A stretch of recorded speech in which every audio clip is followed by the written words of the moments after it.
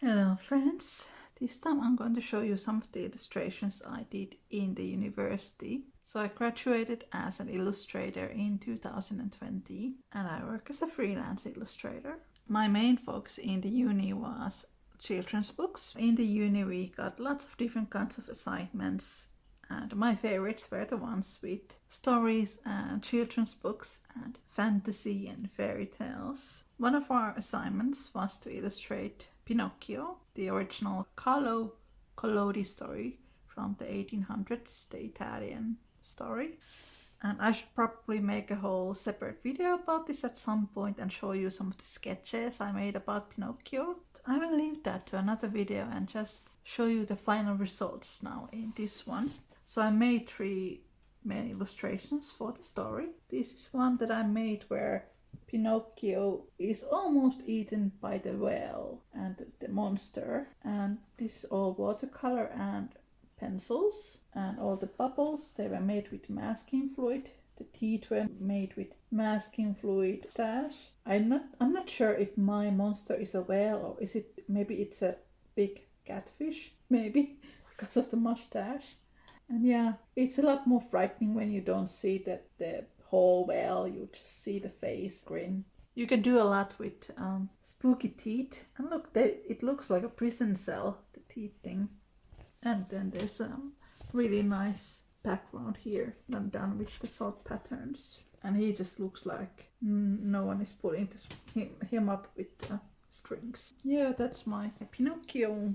This is another scene I made in art school. It's a moment in the story when Pinocchio goes to the theater and he meets his brothers, the other puppets. And I used inspiration from Italian puppets, actual puppets. There they are. The background once again was done with masking fluid. I think I could have gone a bit more wild this one and add some more details here and there, but it is what it is now. Maybe I could get back to it and add new things. The curtains look quite nice, very realistic. It was a lot of fun to do research for this and look at the Italian puppetry. Alright, I don't have the frame for this one. It's lost to the ages. So these are the fox and the cat who are the villains in the Pinocchio story, and they are hiding themselves because they are thieves. Then I have the moon here and creepy trees, and it just looks very creepy and mysterious. And I got like extra points from my teacher from this hat, which is actually really nice. It's nice to get extra points from your teacher. This is mostly watercolor, but all these details are done with color pencils, and same with this one. These are all color pencils. And there's the red blood moon. Yeah, those were my Pinocchio illustrations. Remind me that I make the other one with the sketches. Okay, I also illustrated Howl's Moving Castle based on a pretty famous Welsh children's book by Diana Wynne Jones. And the book takes place in Wales and in a fantasy land called Ingria. And I did read the book for the first time for the school project, and everything is just based on my imagination. The leading girl is Hattie, and she gets turned into an old woman by a witch. Hattie runs a hat store, so that's why we have all these hats here. And this is the witch that I drew. And I gave her this Victorian outfit, and this is Hattie turning from a girl to an older lady. Then I added a bunch of origami paper to this project, so there are these origami highlights here and there. This is all origami paper. I don't know if you can see it. It's here, and it's here, and it's here, and there's this cool pattern on the hat now, and there's these bits and pieces of origami. Yeah, it's actually a really nice illustration. And then we have Hattie as an old woman, and now she is at the castle of the Howl. Howl is the wizard of the story, and looking for a potion. This was so much fun to make. I loved drawing all these potion bottles, and I printed little little signs to the bottles as well. There she's looking at the right bottle, and there's something coming from the drawer, and there's some strange plant here, and here are all the bottles with different labels. Werewolf fangs, distilled moonbeams, witch's brew, and green group. There is distilled moonbeams, werewolf fangs, and love potion. And once again, I added some details here. This is actual yarn. You can see it here on the back. I love doing stuff like that. Little surprises in the illustrations. Oh gosh, look at that spider. Yikes. But yeah, it's really cool. Yeah, this is mostly watercolor, but there is some highlights made with colored pencils. Now there is a very famous Ghibli animation based on Howl's Moving Castle that I have not seen. And I decided not to watch it, especially when I was making the illustrations, because I did not want to get outside influences. But I should watch it now. I know that Christian Bale is the voice of the English version, so maybe I'll give it a go. I think I made a bit of a mistake when I was reading the book in English and couldn't really have an access to a Finnish version because I was living in the UK at the time.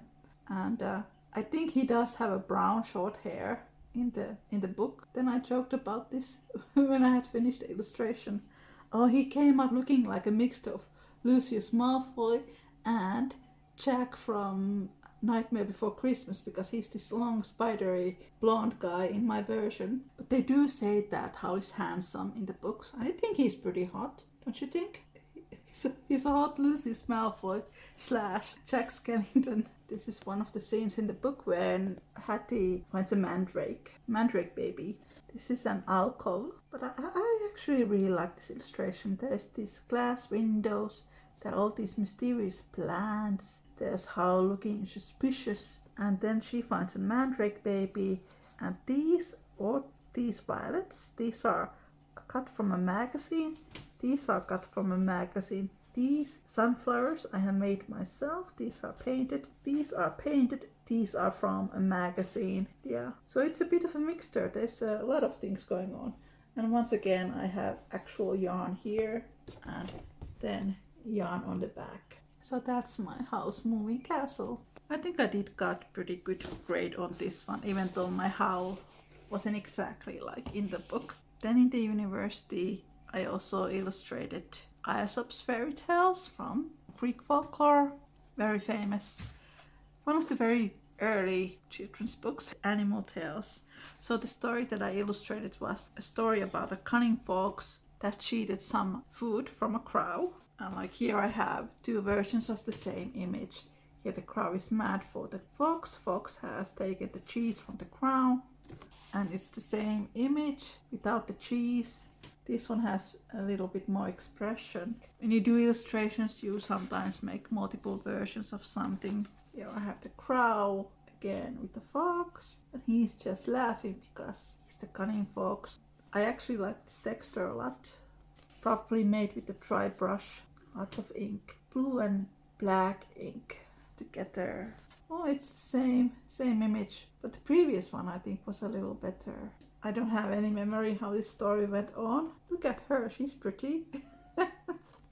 And she has a crown. I'm probably missing some of the artworks here. And now he's chopping the cheese or bread and singing. Oh, look at that, quite nice. And then realize something. Oh, I love this. Look at the eyes. That's some terror. These are from my first year when I was studying illustration, and we had to write a story. And I wrote a story about an octopus that goes missing from his babysitter, and then he goes to all these things underwater. And first thing he sees is this a fish dentist that's a shrimp. There's the dentist assistant and a big fish. So that is what my octopus hero sees first. This is all done with watercolor. And then he sees an artist making a statue on the beach. This part here is made with masking fluid. He has sculpted this beautiful mermaid from the sand, and there he is sculpting. Look at that, the sand mermaid and the artist themselves. Some seashells here. So that was my story. The octopus was narrating what he saw when he escaped. Then he went to the amusement park, and this was a lot of fun. There's my little octopus guy. He had this red cap in his head, and he saw this Ferris wheel that was a large octopus. and he has all the little fish there going round and round.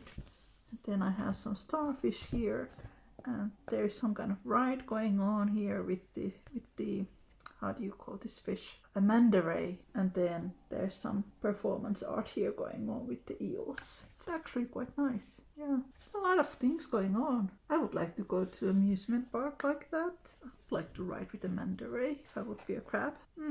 This is the last one I drew to this fairy tale that I wrote. Then he goes to see a choir practice, and there we have a blue whale teaching these two dolphins to sing. There's my little guy, and he is also trying to sing. Captivated audience watching them singing all together. I think it's quite cute, actually. Yeah, my teacher did like this one, and the Ferris wheel. I often feel like I would get really good grades or really bad grades, and usually the good grades came with these kind of projects, and the bad grades came when I just didn't have any interest in the topic. It's life. I think it did get better the more further we went. I got more projects that would fit our style and our personality. That was a lot of fun. Someone did ask me, was it expensive to study illustration in the UK? I went to university before Brexit, so it was cheaper for me. And also I did get little student support from Finland, from the government. Not a lot. I did work in the university. I had an extra job. And I was also selling my artwork online. School fees were funded with student loans that I'm still paying back. I don't have a lot left. I would imagine that it is more expensive now than it was back then. But I do think it was worth it. And I do think I became better as an artist and as a creator. I think it helped me with the techniques, but also just as a creative thinker. I think it helped me to understand that you can try to think outside the box. I think that was the best thing that I got from the university. The capability to think outside the box. You don't need to be like everyone else. Your style is unique. What you want to draw, what you want to paint, that's unique. And you need to follow that.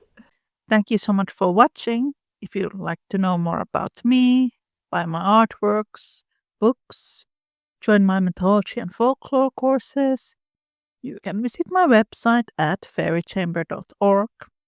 And you can also join my free newsletter to receive updates on my new projects at fairychamber.substack.com.